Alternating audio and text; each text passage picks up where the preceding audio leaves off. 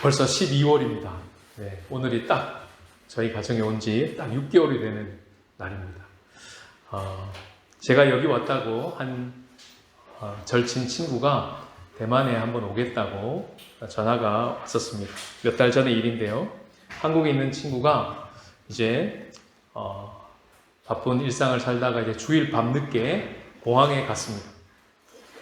그런데 공항에 가서야 자기의 여권 유효 기간이 6개월 미만에 있다는 것을 그때서야 발견했습니다. 주일 늦은 밤이라 긴급 여권을 만드는 오피스가 문을 닫았습니다. 어떻게 할까요? 집으로 가야 했습니다. 비행기 놓쳤고요. 그런 경우에는 비행기를 환불해 주지 않습니다. 그래서 다시 비행기 표를 끊어야 합니다. 이중 구매를 해야 되는 것이죠. 다음날 긴급 여권을 만들기 위해서 행정적으로 처리할 일들 때문에 분주할 수밖에 없었습니다.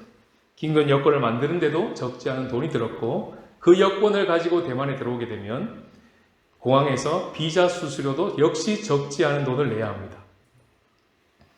바쁜 휴가 가운데 휴가를 내서 하루도 까먹고 와서는 이틀밖에 저를 못 보는데 친구가 왔을까요? 안 왔을까요? 네, 이야기를 꺼내는 거 보면 왔으니까 얘기하겠죠? 왔습니다. 저는 그때 친구를 만나고 큰 감동을 받았습니다. 오늘은요, 대림절 첫 번째 주일입니다. 예수님이 우리에게 오신 날이죠. 그날을 기념하는 첫 번째 날인데요. 그 절기에 맞춰서 오늘 우리가 만난 본문은 요한복음 후반부에 있는 2부의 말씀을 만나게 되었습니다. 요한복음은 1장부터 12장까지가 전반부고요. 13장부터 끝장까지가 후반부입니다. 거기 보시면 예수님이 이 땅에 처음 오셨을 때를 생각하시면서 그 마지막 걸음을 걷고 계신 지점을 보게 되는데 바로 13장 처음 부분에 이런 말씀이 있습니다. 함께 읽어볼까요? 3절입니다. 시작. 저녁 먹는 중 예수는 아버지께서 모든 것을 자기 손에 맡기신 것과 또 자기가 아버지 하나님께로부터 오셨다가 하나님께로 돌아가실 것을 아시고 그러면서 1절에 어떻게 말씀하시냐면 6월절 전에 예수께서 자기가 세상을 떠나 아버지께로 돌아가실 때가 이런 줄을 아시고 세상에 있는 자기 사람들을 사랑하시되 끝까지 사랑하시니라 이러고 2부가 시작되는 것입니다. 이 말씀을 통해서 우리가 알 수 있는 것은요. 예수님께서 하나님께로부터 우리 가운데 오실 때도 사랑으로 오셨고요. 그리고 이제 이 땅을 떠나 하나님께로 돌아가실 때도 사랑으로 가시고 계신다는 것을 알게 됩니다. 그래서 성경은 끝까지라고 붙이는 거예요. 이 끝까지라는 단어는 시간적인 의미가 있는 것이 아니라 내용적으로도 결코 포기하지 않고 어떤 대가를 지불하고서라도 그 목적을 이루고야만은 사랑을, 그 완전한 사랑을 얘기하는 단어가 텔로스라고 하는 끝까지라는 뜻입니다. 저의 친구와는 비교할 수 없는 대가를 지불하고 예수님께서는 이 땅에 오셨습니다. 그분이 이 땅에 오시려면 하늘 보좌를 버려야 하고 그분이 이 땅에 오시려면 불편하게 짝이 없는 육신을 입어야 되고 그러면서 이 땅에 와서도 별반 반기지 않을 것을 아심에도 불구하고 오셨고 뿐만 아니라 더 나아가 생명값을 지불하셔야 된다는 것을 아시고 그것을 마다 않고 오셨습니다. 그래서 오늘 15장에 보시면 13절에 이런 말씀이 있습니다. 다 같이 읽어볼까요? 사람이 친구를 위하여 자기 목숨을 버리면 이보다 더 큰 사랑이 없나니. 예수님은 어떻게 해서 처음부터 끝까지 사랑하실 수 있으셨을까요? 신이었기 때문에? 그리고 퉁치고 가면 될까요?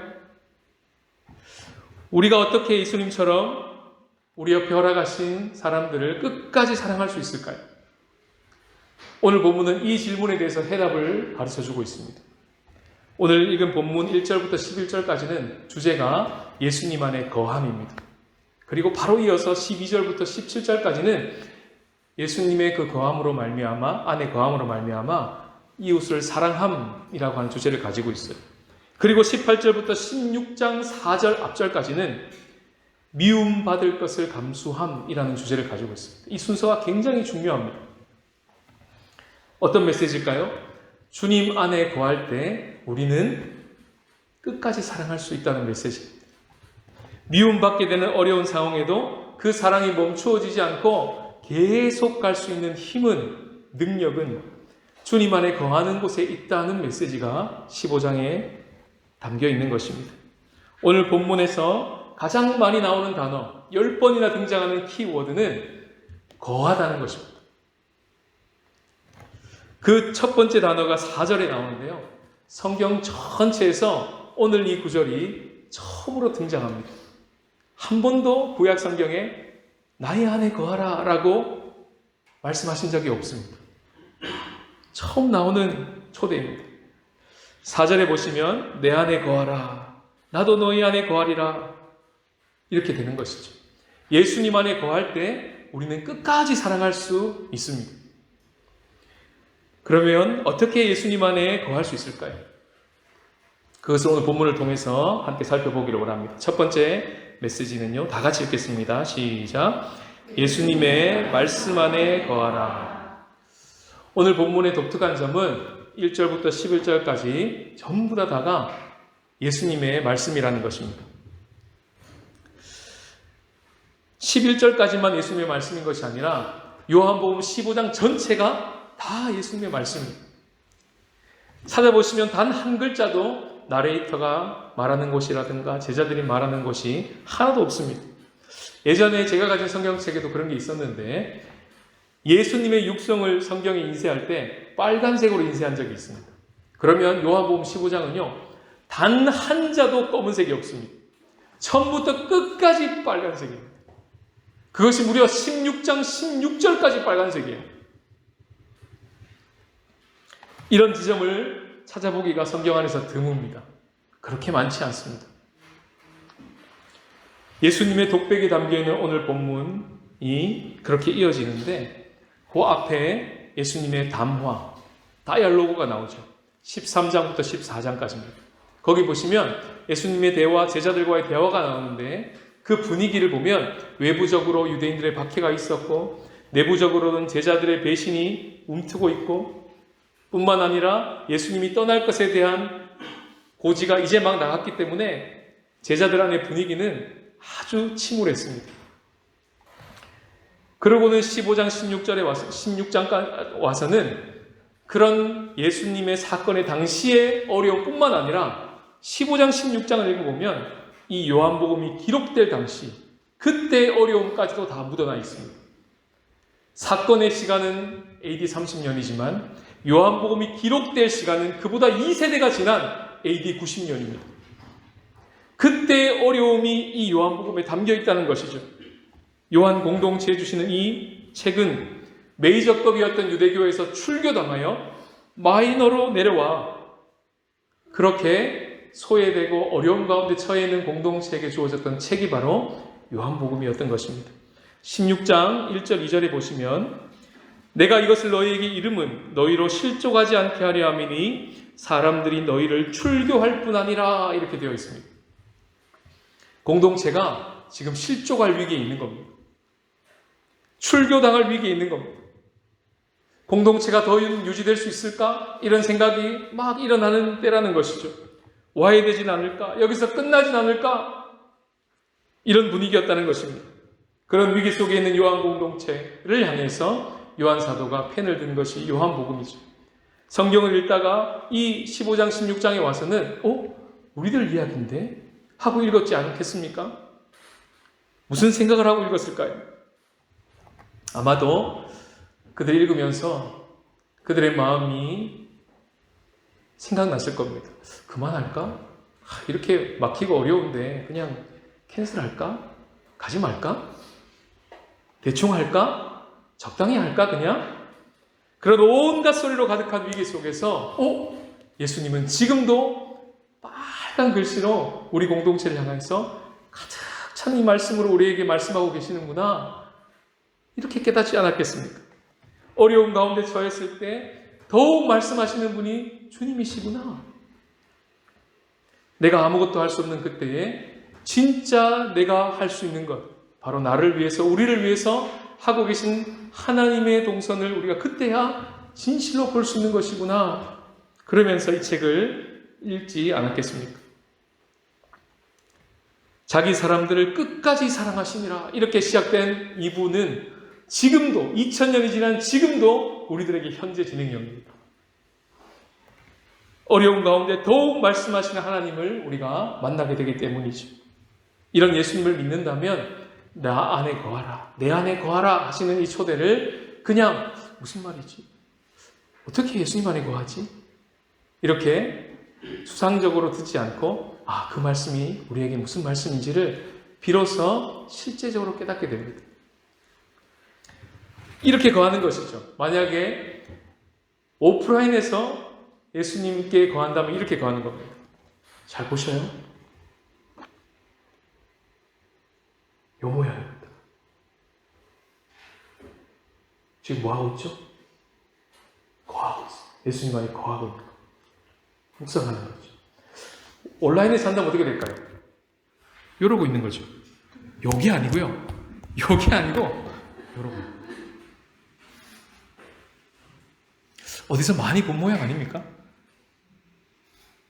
한국 사람들 조사를 했어요. 하루 평균 평일날 핸드폰 동영상 시청 시간은 3시간이 넘습니다. 평균이.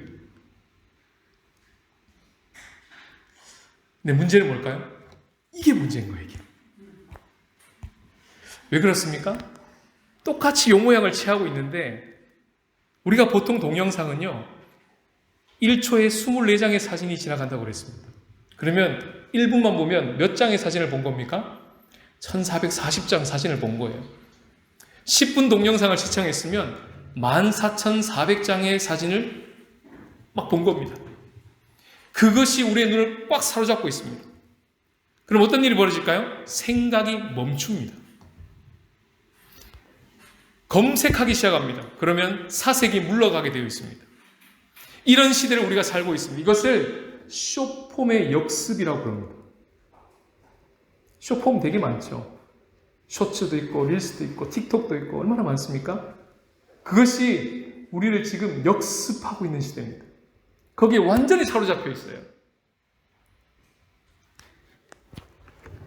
그런데 이러는 순간 어떤 일이 벌어집니까? 1초가 지나도 한 장, 1분이 지나도 한 장입니다.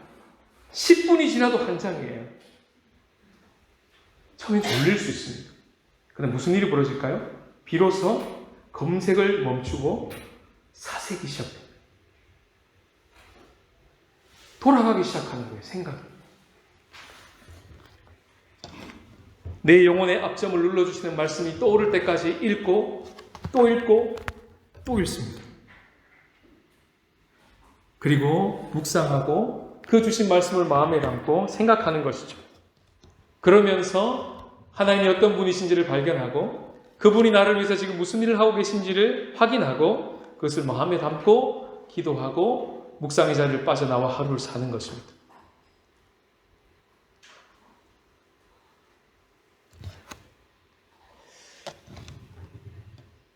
지난주에 호세아 11장을 지나갔는데요. 이런 말씀이 있었습니다. 에브라임이여 내가 어찌 너를 놓겠느냐. 한 형제가 이걸 묵상하고 저에게 묵상을 보내왔습니다. 이렇게 적었습니다. 오늘도 나를 포기하지 않으시는 주님, 사랑의 줄로 걸음을 가르치시고 팔로 안아주시는 주님을 바라봅니다. 나도 걷기를 포기하지 않겠습니다. 제가 어찌 주님을 놓겠습니까? 이러고 하루를 사는 모습, 요게 예수님 안에 거하고 있는 것. 말씀으로 확인해 보겠습니다. 본문 7절을 다 같이 읽겠습니다. 시작. 너희가 내 안에 거하고 내 말이 너희 안에 거하면 무엇이든지 원하는 대로 구하라. 그리하면 이루리라. 여기에 내 말은 헬라어로 레마입니다. 성경에서 말씀을 두 가지로 기록하는데 하나는 로고스고요. 하나는 레마입니다. 로고스는 기록된 말씀입니다. 이게 로고스입니다. 레마는요. 그걸 읽다가 내 마음에 퉁 하고 부딪혀오는 바로 그 말씀. 내 영혼의 앞점을 꽉 눌러주시는 바로 그 말씀. 갑자기 크게 글자가 보이는 바로 그 단어. 그게 레마입니다. 우린 대림절에 설레임 카드를 집에 설치해놓고 볼 때마다 하나님의 약속의 말씀을 기다리며 성경을 통독하기도 하시고 큐티를 하기도 하시고 설교를 경청하기도 하시면서 하나님의 새 주시는 약속의 말씀을 기다리고 있죠. 레마를 기다리고 계신 겁니다. 우리는 새 주시는 말씀뿐만 아니라 매일 주시는 하나님의 말씀도 듣고자 합니다. 일용할 말씀으로 살아가는 것이죠. 밥을 먹는 것 같이요. 2025년 새해는 신주 한국교회가 말씀 앞에 서는 교회로 서라고 하시는 주님의 명령에 순종하고자 합니다. 그래서 오늘 주보에 보시면 간지가 나간 겁니다. 매일 성경을 신청하고 어떤 모양이든지 매일 성경을 함께 구입하고 준비해서 매일매일 자녀들과 함께 온 신주계 식구들이 말씀 앞에 서고자 하는 것입니다. 그리고 이 주일 설교도 그 매일 성경 본문에 맞추어서 설교가 나갈 것입니다. 이런 은혜의 방편들이 우리 성도들의 삶에 자리매김할 수 있도록 모든 목회적인 역량을 거기에 집중하려고 합니다. 왜 이렇게 할까요? 주님이 우리를 끝까지 사랑하시면서 어려울 때 더욱 말씀하시는 분이라는 것을 진짜 믿기 때문에 그렇습니다. 그 레마의 말씀을 품고 말씀 안에 거하면서 살아갈 때만 우리가 끝까지 사랑할 수 있는 힘이 바로 거기서 공급될 수 있다고 믿기 때문에 그렇습니다. 예수님의 말씀이 우리 안에 거할 때 이것이 우리가 예수님 안에 거하는 것이 되는 것이죠. 그때 어떤 복이 주어지는지 오늘 본문은 세 가지를 이야기합니다. 첫 번째는요, 기도 응답이에요. 7절에 보이시죠? 완전히 백지수표를 날리십니다. 뭐라고요? 무엇이든지 원하는 대로 구하라 다 이루리라. 대박이죠. 진짜요? 앞에 단서가 붙어 있습니다. 너희가 내 안에 거하고 내 말이 너희 안에 거하며 이렇게 되어 있습니다. 무슨 말일까요? 예수님의 말씀이 우리 안에 거하게 되면 우리의 원하는 소원이 예수님의 소원이 된다는 것입니다. 하나님의 소원이 된다는 거예요. 그리고 기도하는 모든 것들이 응답되는 은혜를 누리게 하시겠다는 것입니다. 두 번째는 열매입니다. 거하다는 10번 나온다면 열매는 8번이 나옵니다. 오늘 본문에서. 15장 안에서. 두 번째 키워드죠. 5절 말씀을 다 같이 읽겠습니다. 시작. 나는 포도나무요 너희는 가지라. 그가 내 안에 내가 그 안에 거하면 사람이 열매를 많이 맺나니 나를 떠나서는 너희가 아무것도 할 수 없습니다. 이 열매가 뭘까요? 오늘 문맥에서는 사랑의 열매입니다. 끝까지 사랑할 수 있는 열매가 맺힐 것이다. 그리고 또 하나가 나오는데 그것은 뒤에 나누겠습니다. 예수님의 말씀 안에 거함으로 말미암아 기도가 응답되고 사랑의 열매가 맺히는 이런 놀라운 축복을 오늘 우리들에게 주님이 주시기를 원하시는 것입니다. 이것이 첫 번째 메시지예요. 두 번째, 우리가 어떻게 예수님 안에 거할 수 있을까요? 다 같이 읽겠습니다. 시작. 예수님의 사랑 안에 거하라. 9절 말씀 읽습니다. 아버지께서 나를 사랑하신 것 같이 나도 너희를 사랑하였으니 나의 사랑 안에 거하라.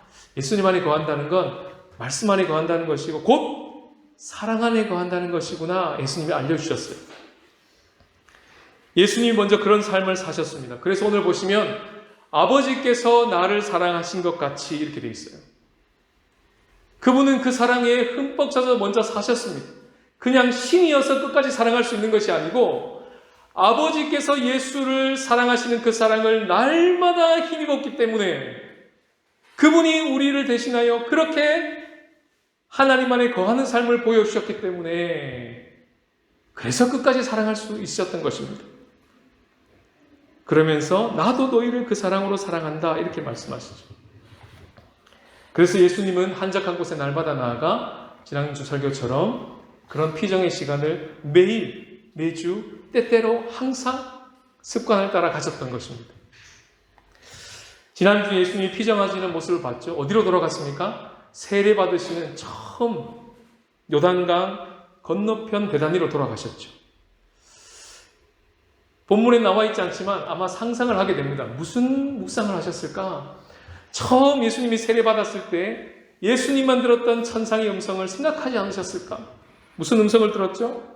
이는 내 사랑하는 아들이요 내 기뻐하는 자라. 예수님만 들은 음성입니다.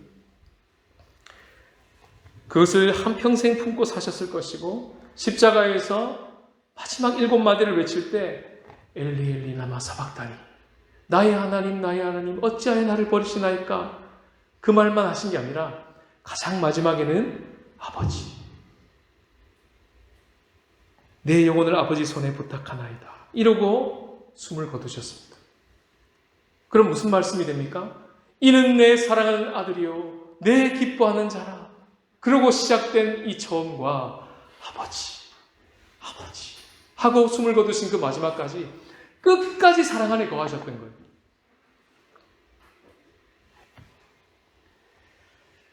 그 예수님 때문에, 그 예수님이 그렇게 보여주신 본뿐만 아니라 그 사랑이 예수님으로 말미암아 우리 가운데 계속 흘러오기 때문에 우리가 그 사랑 안에 거할 때 우리는 끝까지 사랑할 수 있는 것입니다. 이런 사랑이 예수님으로 말미암아 우리 가운데 부어져요. 나도 너희를 사랑하였다, 이렇게 말씀하시는 것이죠. 사랑 안에 거하라 하는 초대가 그래서 이어지는 것입니다.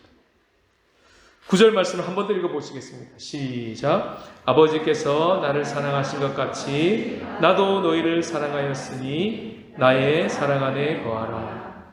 사람의 사랑만 받아도요, 누군가를 사랑할 힘이 생깁니다. 받은 만큼 사랑할 수 있어요. 부모에게 사랑받은 만큼 자녀가 사랑을 나눌 수 있습니다. 아까 친구 얘기를 했지만 그런 사랑을 받으면 깜짝깜짝 놀랍니다. 그리고 마음이 꽉 차오르는 것 같아요. 그리고 나도 그렇게 살아야지, 그런 마음이 듭니다. 사람의 사랑도 그런데 하물며 우리의 참 친구가 되시고 대가를 지불하기를 항공료 수수료, 비자 수수료 정도가 아니라 자기의 생명값을 치르시고라도 우리 가운데 오시고야 마시는, 그래서 끝까지 사랑해내시고야 마시는 그 예수님의 사랑을 날마다 그 사랑 안에 거하면서 받는다면 끝까지 사랑할 수 있지 않겠습니까? 지난주에 타이페이에 머무는 동안 우리 성도님들이 저희 가정을 챙겨주시는 그 사랑은 감동 그 자체였습니다. 이렇게까지 챙겨주시나 할 정도로 너무 놀랐어요. 보통은 담임 목사가 부임하고 성도와 사랑을 나누는 허니문 기간이 있다고들 말합니다. 짧게는 6개월, 길게는 3년이라고 말합니다. 목사와 성도로 만나면 그렇겠죠. 그것이 유효기간이겠죠. 그러나 주님의 사랑 안에 거함으로 말미암아 우리를 끝까지 사랑하신 예수님의 사랑 안에 우리가 함께 거하게 된다면 그런 유효기간이 무색하지 않겠습니까? 시간이 지날수록 그 사랑의 농도와 깊이가 더해가지 않겠습니까? 신혼 때만 부부가 사랑하는 것이 아니라 세월이 지나갈수록 20주년, 30주년, 40주년 될 때마다 그 사랑의 깊이가 깊어지지 않겠습니까? 오늘 이 열매는 바로 사랑의 열매를 이야기합니다. 12절부터 17절까지 그것을 선명하게 알려주고 있고, 그리고 16절 중반부에 보면 이는 너희로 가서 열매를 맺게 하고 또 너희 열매가 항상 있게 하여 내 아버지 이름으로 아버지께 무엇을 구하든지 다 받게 하려 함이라. 서로 사랑하는 열매를 구하는 그 기도를 말합니다. 주님 사랑하게 해주십시오. 우리가 끝까지 사랑하게 해주십시오. 그리고 그것은 다 응답을 받습니다. 예수님의 사랑 안에 거할 때만 그것이 가능한 것이죠. 말씀 안에 거하고 사랑 안에 거하는 것이 예수님 안에 거하는 것이라고 주님이 가르쳐주고 계십니다. 아까 호세아서 말씀드렸죠? 내가 어찌 너희를 놓겠느냐, 그 말씀이 레마의 말씀으로 딱 하고 떨어졌습니다. 그리고 하루를 살면서 종종 생각합니다. 주님이 나를 붙들고 계신다. 어찌 나를 놓을 수 있겠느냐. 이것이 실상이다. 사랑의 줄로 나를 묶고 계시는데, 내가 직진하며 걸어갈 수 있도록 나에게 걸음을 가르쳐 주셨는데 내가 어떻게 이 자리에 주저앉아 있을 수 있겠느냐. 제가 어떻게 주님을 놓겠습니까? 그러면서 24시간 문득문득 일하다가 그 말씀을 생각하고 또 고백하고 그러면서 하루를 살아가는 삶이 주님 안에 거하는 삶입니다. 주야로 말씀을 묵상하는 도다 아침과 밤에만 묵상하는 것이 아니라 성경적 표현으로 24시간 주님 안에서 말씀의 묵상 안에서 사랑을 공급받는 것을 말하고 있는 것입니다. 그 자리로 우리를 초대하고 있는 것이죠. 목사인 저도요, 이런 설교 참 많이 들었습니다. 안 되더라고요. 목사인 저도 안 되더라고요. 왜 말씀 앞에서는 목사가 안 될까? 설교하기 위해서만 말씀을 읽고 신방 가서 말씀을 전해야 되기 때문에 말씀을 펴들고 혼자서 말씀 먹기를 위해서는 펴들지 않는 이 사역용 말씀을 가지고 사는 이 목사, 어떻게 여기서 벗어날 수 있을까? 몸부림을 쳤습니다. 더 열심을 냈습니다. 근데 아이러니하게 열매가 없었습니다. 그리고 깨달았습니다. 내가 열매를 주목하고 있구나. 행동의 열매가 맺히기를 주목하고 있었구나. 오늘 본문은 거꾸로를 얘기합니다. 그 행실의 열매, 그 우리 눈에 보이는 현실의 열매가 맺히기 위해서 주목해야 될 방향이 반대 방향이라고 얘기를 하시는 거예요. 이사야 5장에 보면 우리를 포도나무로 비유하십니다. 극상품 포도나무를 심어서 좋은 열매 맺기를 원했는데 와서 보니 들포도를 맺고 있는 것을 발견합니다. 오늘 2절 말씀으로 한다면 제거해 버렸어야 될 가지입니다. 이미 잘려버렸어도 벌써 잘려버려 했던 저인데 불구하고 그 자리에 예수님이 대신 쓰셔서 예수님이 나 대신 잘리셨습니다. 제거되셨습니다. 그리고 예수님의 말로 우리를 깨끗하게 하셨다고 오늘 3절에 이야기를 합니다. 아무리 노력해도 참 포도나무가 안 되는 우리를 위해서 예수님이 오늘 1절 말씀 그대로 나는 포도나무요가 아니고 어떻게 되어 있습니까? 나는 참 포도나무. 우리는요, 가짜 포도나무, 들포도나무. 아무리 노력해도 들포도만 맺고 있는 우리를 위해서 참 포도나무로 오신 예수님을 계시해 주신 것이죠.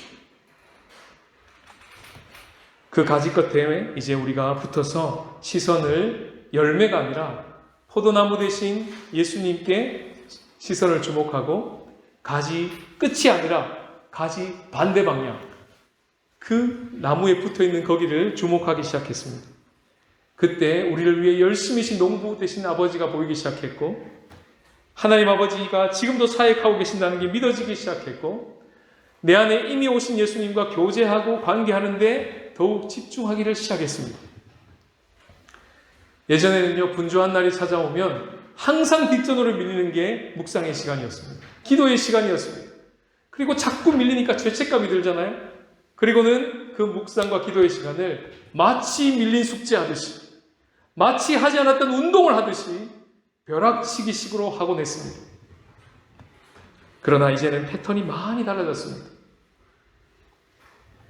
거하는 시간이 없이 사역을 했을 때는 전혀 누리지 못했던 그런 놀라운 은혜가 거하는 시간을 사수하고 누려지면서 사역하기 시작할 때 저의 삶에 전혀 다른 패턴이 일어난다는 것을 발견한 것이죠. 그리고 하나 더를 알게 되었습니다. 혼자 있구나. 이때까지는 혼자 몸부림을 쳤던 거예요. 여러분 아십니까? 목사가 엄청 외롭다는 걸. 좋지 않은 교회의 특징입니다. 건강하지 않는 교회는요, 목사가 외롭습니다. 나눌 데가 없습니다. 사모가 외롭습니다. 건강하지 않는 교회예요. 제가 그랬습니다. 제가 말씀을 묵상하고 사는지 하지 않고 사는지 성도들이 모를 만큼 멀리 있었습니다. 제가 어떤 고민을 하고 살고 제가 어떤 문제로 아파하는지 성도들이 모를 만큼 가면을 쓰고 살았습니다. 커튼을 치고 살았습니다. 목사와 성도는 적당한 거리를 가지고 있어야 교회가 잘 돼. 선배들이 그렇게 가르쳐 주셨습니다. 정말 그런 줄 알았습니다. 아니었어요. 목사가 죽는 거였어요. 그리고 주님께서 말씀을 통해서 어떤 연합의 조치를 취해 놓으셨는지를 발견하게 됐습니다. 그것은 성령과 공동체였습니다. 오늘 본문에 보시면 15장, 16장 요 센터에 있는 요 핵심 메시지, 빨갛게는 이 핵심 메시지를 앞과 뒤로 감싸고 있는 구조로 되어 있습니다. 무엇이 감싸고 있습니까? 14장과 16장이 이 15장을 딱 감싸면서 성령의 보혜사, 성령의 사역으로 딱 감싸고 있어요. 뿐만 아니라 그 뒤는요, 세족식을 하시며 섬기고 계시는 예수님으로 말미암아 하나된 공동체, 그리고 17장은요, 대제사장으로 오신 예수님이 기도하시면서 하나되는 공동체로 초대하시는 이 공동체로 이 두 개를 감싸고 있는 구조로 담화를 기록하고 있다는 걸 발견한 겁니다.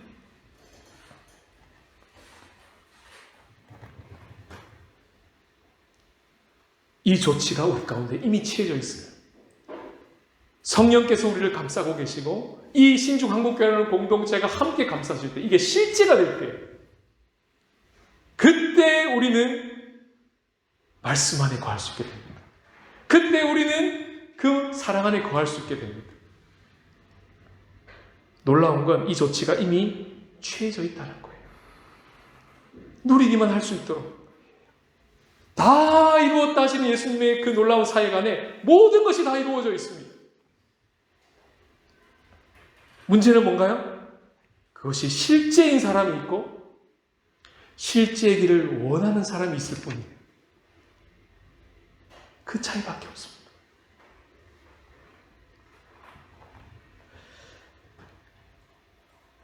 이제 그것을 위해서 우리 공동체가 구체적인 사역을 해나갈 것이고 한 걸음 한 걸음을 나갈 것입니다.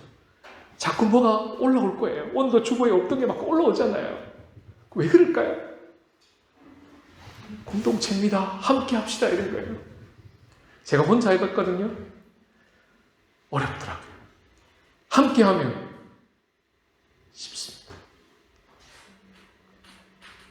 이제 새해가 밝아옵니다. 교회력으로 첫 문을 여는 대림절인데요. 주님께서 오늘 우리들에게 이렇게 말씀하십니다. 내 안에 거하라. 나의 말씀 안에 거하고 나의 사랑 안에 거하라. 이미 성령을 보내주셨고 공동체를 붙여주셨습니다. 이제 우리는 더 이상 예배 군중으로 남아있지 않을 것입니다. 내가 한 주를 살면서 말씀을 묵상했는지 안 했는지 아무도 모르게 그렇게 살지 않을 것입니다. 표가 나게 살 거예요. 그것이 은혜의 조치라는 걸 알게 될 것입니다. 귀찮은데요. 나 그런 거 정말 싫어하는데요. 그러면 기다리겠습니다.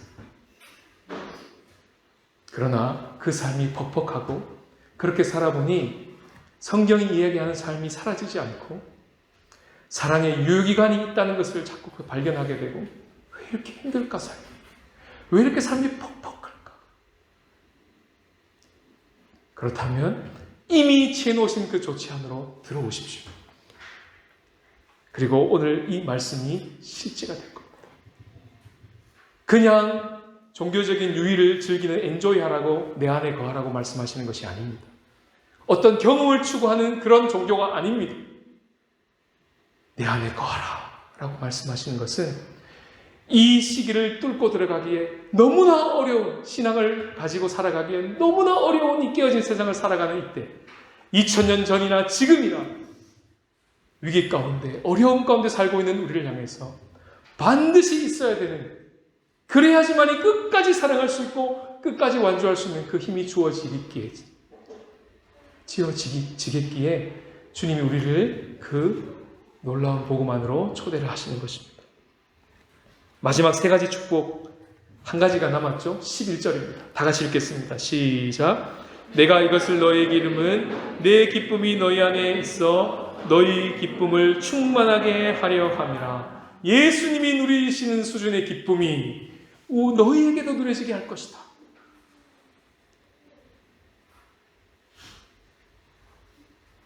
여러분, 한 주를 사시면서 무엇으로 기뻐하셨습니까? 무엇이 여러분들을 감동케 하셨습니까? 한 해를 사시면서 정말 기뻐서 운 적이 있으셨습니까? 엄청난 감동을 받고 거기에 머물러 보신 적이 있으셨습니까?